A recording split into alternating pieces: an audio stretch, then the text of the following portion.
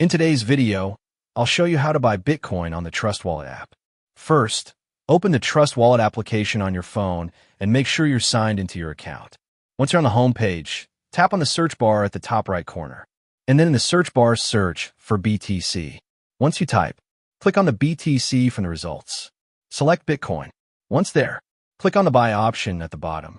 And once you are there, now, enter the amount you want to buy, for example, $20, $50, or any amount of your choice. Next, choose a third-party provider such as Binance, MoonPay, or others. Select the one that gives you the best rate, then tap Next. After that, you'll be redirected to the provider's checkout page. Simply enter your email, payment details, and confirm your purchase. Once completed, the Bitcoin will be added directly to your Trust Wallet. And that's it. That's how easy it is to buy Bitcoin on Trust Wallet. If this video helped you, don't forget to leave a like and subscribe to our channel for more helpful tutorials. Thanks for watching.